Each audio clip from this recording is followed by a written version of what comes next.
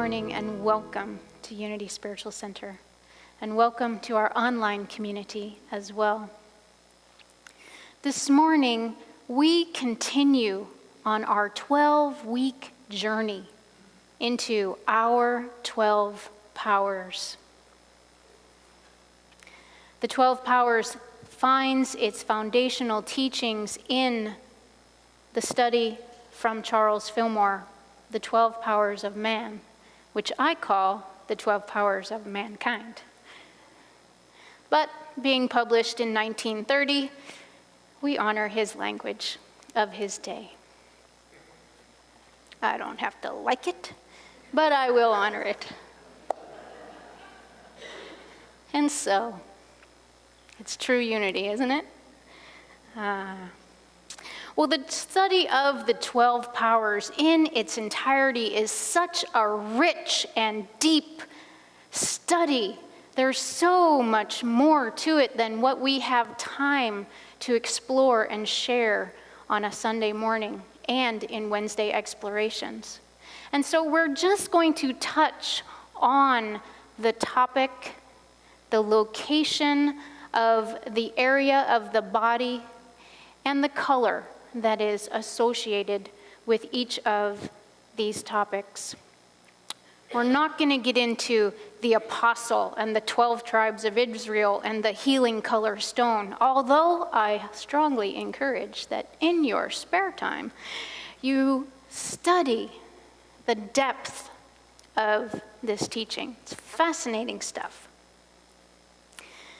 So each of us are constantly expressing from these 12 gifts of God. And as I said last week, these powers or qualities, these attributes that we come automatically equipped with, some of you may remember the photo of the car and the photo of the truck that had been sitting in the same spot for 40 years with the vines crawled all over. Regardless of the physical shape of your vehicle, the physical body, you have all 12 powers actively functioning within. And, true to unity fashion, the 12 powers and our teachings, when utilized, have the ability to change your life. I am one who that exactly happened to. And I know that there are many here in this sanctuary today who understand the essence and the power at work in our philosophy. So that said, when we express from a balanced level of each of these attributes, life is good. And so our intention is to know firsthand, what does a balanced expression of each of the attributes look like, feel like, taste like, smell like? We're going to get to that. We also want to know, what is it to have a underdeveloped or overdeveloped sense of each of these powers, because our behavior is language, and we sometimes recognize what's going on with us by how we're showing up in the world. Am I alone in that? No, I didn't think so. At the end of this series, my prayer is that each of us have such a strong recognition of these 12 powers, our innate gifts, that we can utilize them to bless ourselves, one another, and the world. So as you utilize your 12 gifts of God, the standard operating system of your internal spiritual hard drive, all 12 are present. Last week, week 1, we explored the presence and power of faith. Faith is the ability to believe, to intuit, to perceive, to hear with conviction, to know that you know that you know. Got it? The metaphysical meaning of faith is the perceiving power of the mind linked with the power to shape substance. In Hebrews, it says, "Now faith is the assurance of things hoped for, the conviction of things not seen." I sent you away with a homework assignment. Now is the time you get to share, not loud, but energetically. I sent you home with the assignment to be mindful of where it was you put your faith. Did you acknowledge God as the invisible energy of your life? Did you take an opportunity to know that you know that you know that the universe has your back in all of your activities? Or did you put your faith energy into worry and lack? Did you place your faith into a container labeled disease, old age, pain, suffering? Last week, I also encouraged each of you to identify one area of your life, to consciously apply the information that we're going to be learning in these 12 powers, so that we can all have a healthy and balanced power supporting that area of our life. We all have something that we are individually working on, and you know what it is that I think. I know for myself, and I trust that you know for you. It could be health, it could be finances, it could be time management. You know.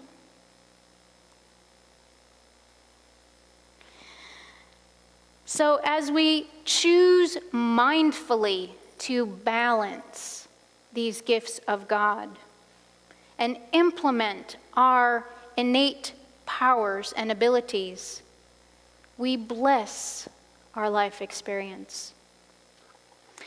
Faith had to be the first quality to be explored, because without faith, there is no impetus to move in action.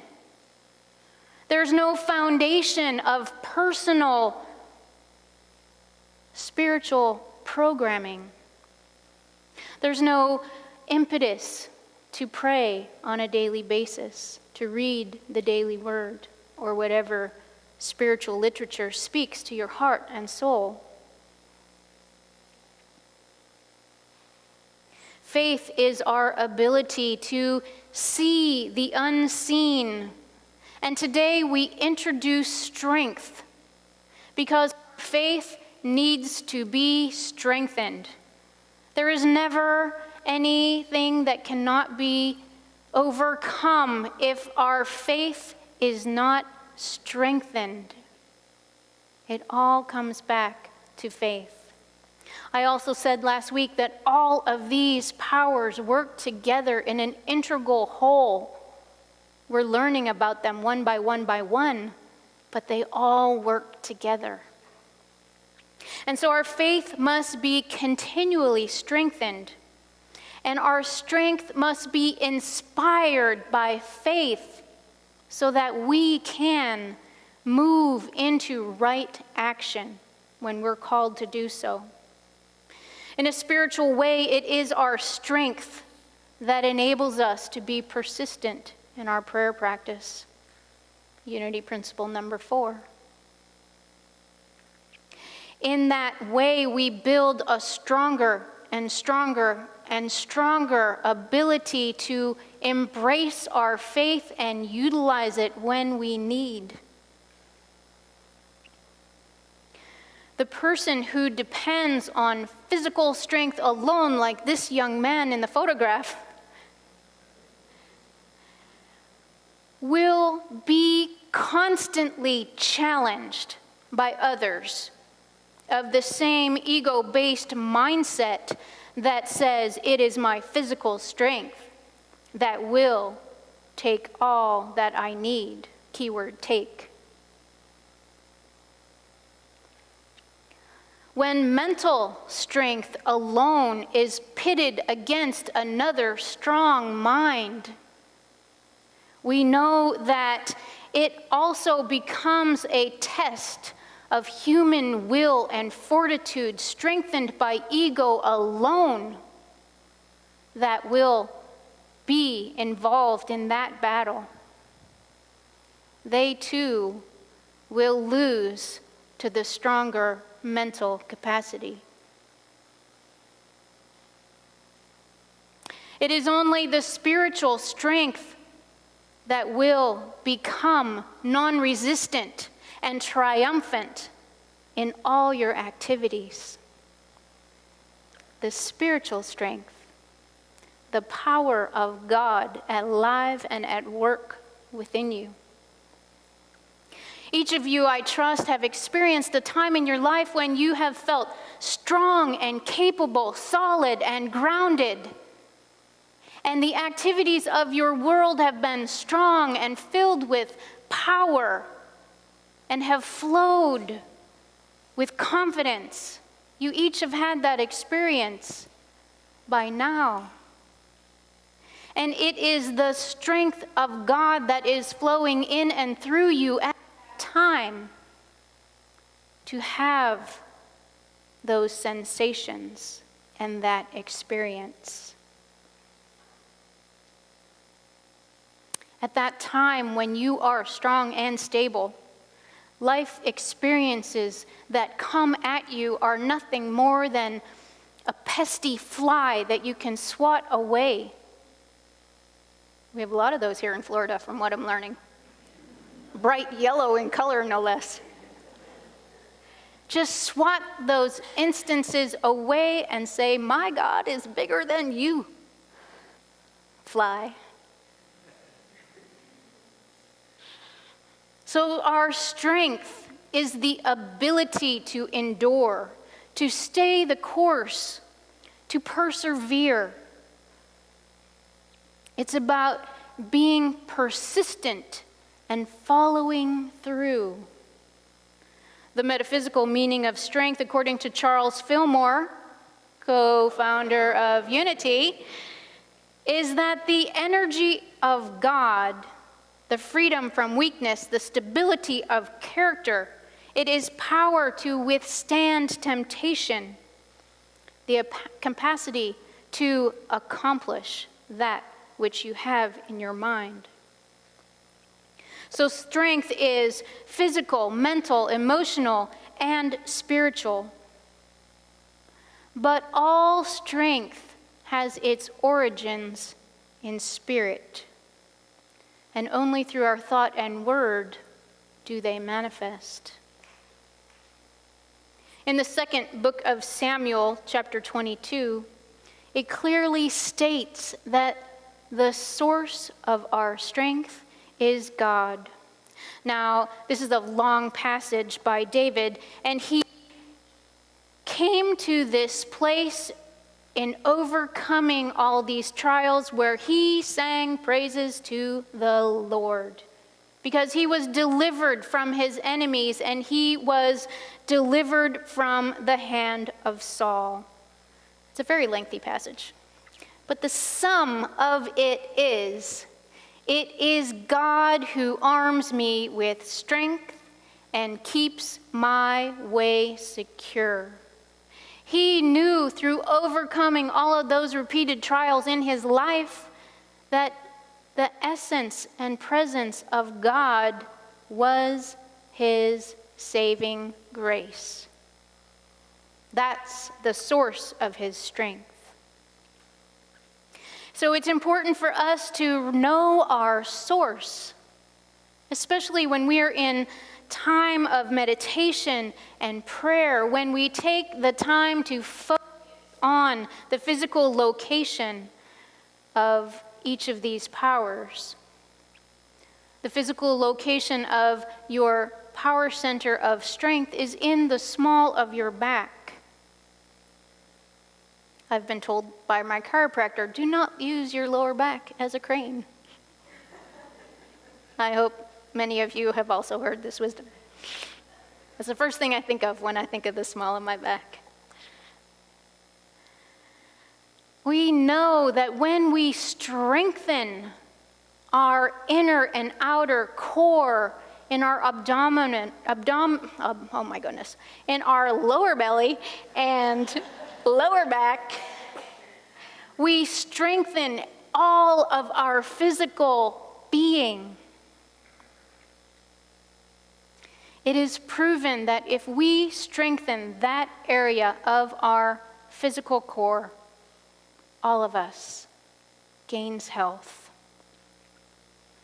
A display of physical strength can be easily seen when we stand on one leg. You yoga people, the tree pose, I love that one because I want to stand in my power, both two-legged and one-legged, because I know the core of my strength is really spirit.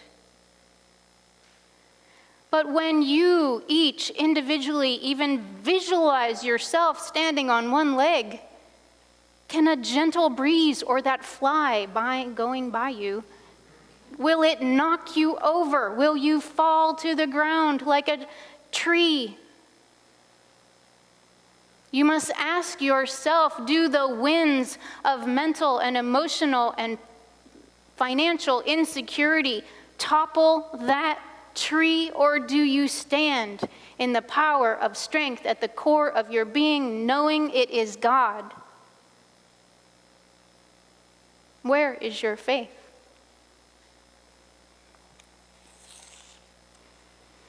Balanced strength is when we are utilizing our strength in thoughts, words, actions to be the best Christ principle that we are. Persistent, stable, and strong in universal truths, in principle.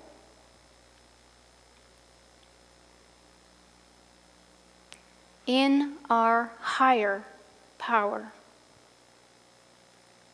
That is our supply of strength.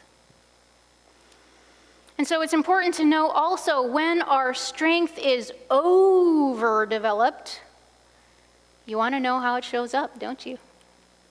Yes, you do. Our overdeveloped strength shows up as that stubborn individual who is unduly forceful and almost obsessive compulsive. Do you have any of those in your life?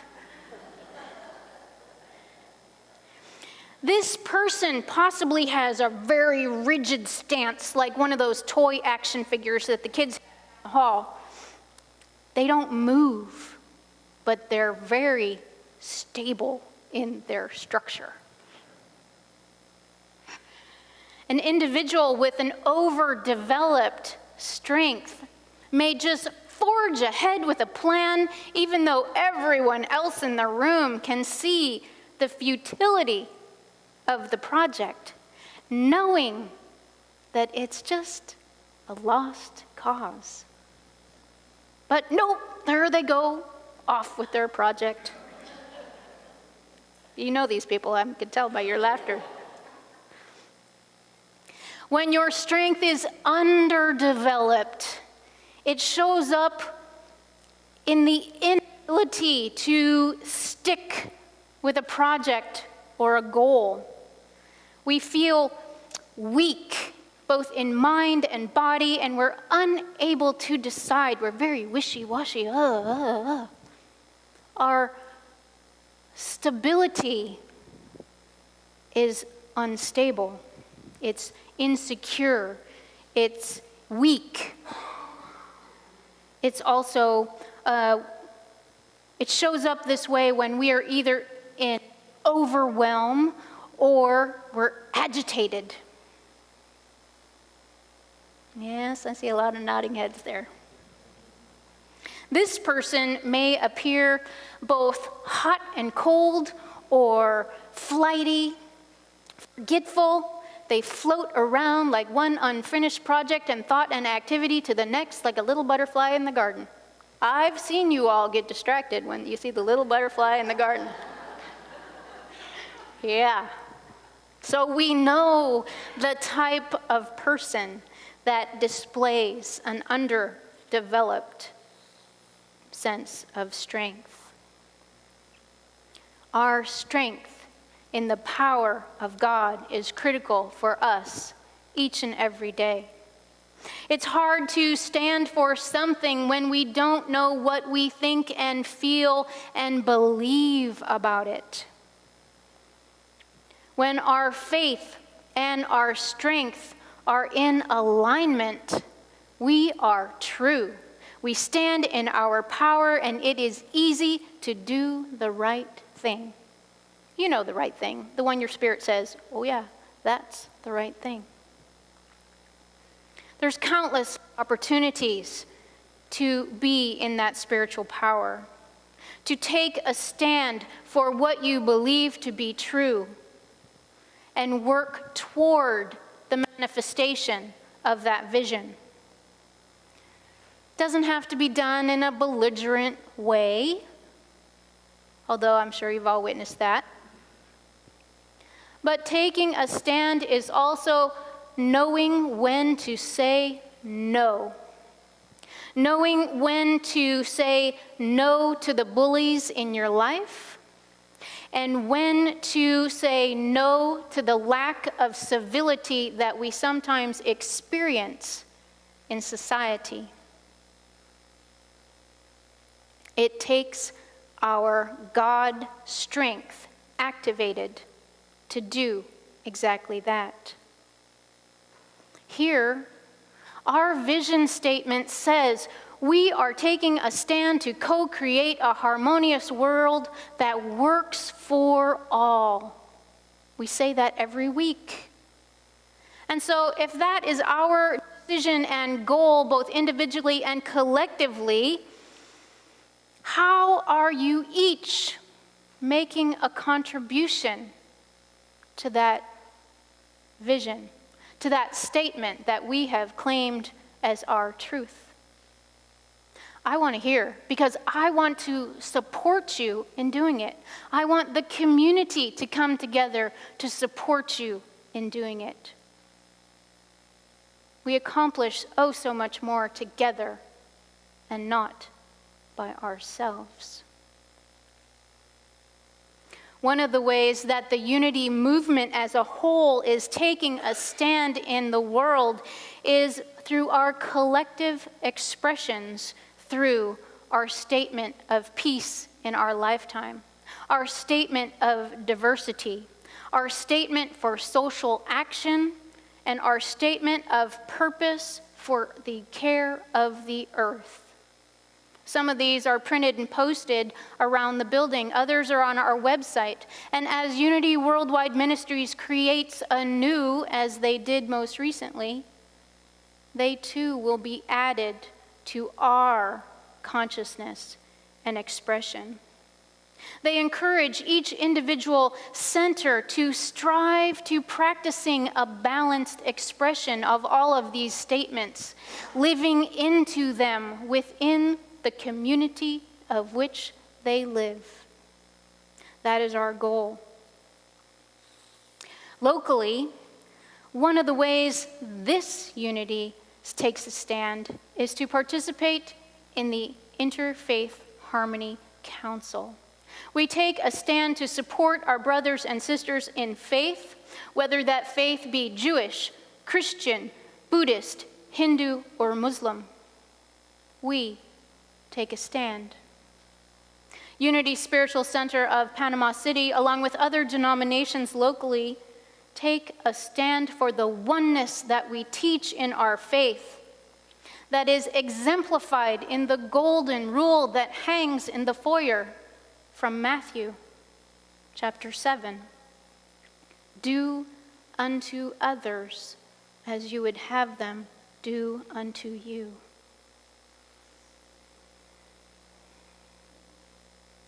In taking that stand, our oneness was recognized by our friends at the Bay County Islamic Center, who acknowledged and honored us, Unity Spiritual Center, for our supportive presence as we were present to them and sensitive to the persecution of the Muslim community in recent months.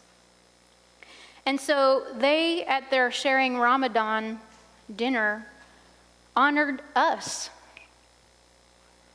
for our taking a stand, to stand with them in the face of injustice. And they honored us with this friendship award that I have here that will go on our wall.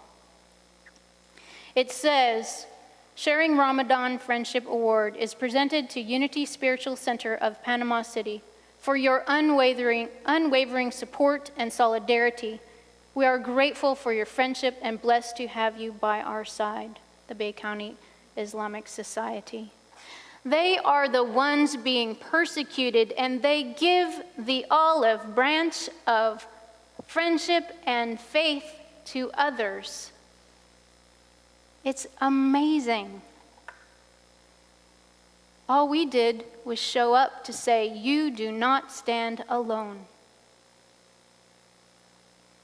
And so I, for one, am honored to receive this on behalf of this community. And I encourage you to learn more about the Interfaith Harmony Council by speaking to Rose, Flora, or myself, to find out about the friendship building communities that are happening and the events happening in our local area in a stand of solidarity for one another.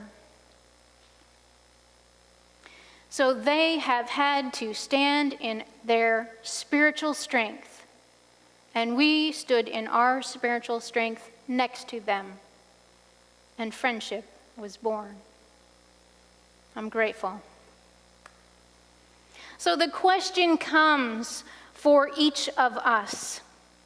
How am I using this gift of strength in my life? Am I aware of the innate ability in my daily activities and language? Am I aware of my ability to persevere and to persist with an idea and a goal? How about that follow through? Oh, sometimes it can be a doozy. But when we make a commitment to stand in our faith and our strength, God leads the way. And so I encourage you to stand in your truth, whatever that truth is. Each and every day, know what it is and who you are as a child of God, made in the image and likeness of the Most High. Stand in that awareness and truth, centered and grounded in faith, a faith strengthened by the power of Spirit. Is it easy? No, not always. Is it important? Absolutely. And so I encourage you to put your strength in your faith and take a stand. No need to affirm your weakness. That is an ego-based lie. Something we tell ourselves when we're feeling lazy and we'd rather be a couch potato. And sometimes that's your truth. Embrace it for an hour or 2 or 5 or 6. And then get up and join the human race. Take a stand in who you are. An amazing spiritual being radiating. That's what I see when I look at all of you. Bright lights. ready to go out and make a difference and take a stand to the best of your ability. And together, we can do oh so much more. So your homework, attention to if you're living in strength or affirming a weakness. Because we know that our thoughts create our experience, conscious or unconscious. They do. Choose wisely. Namaste.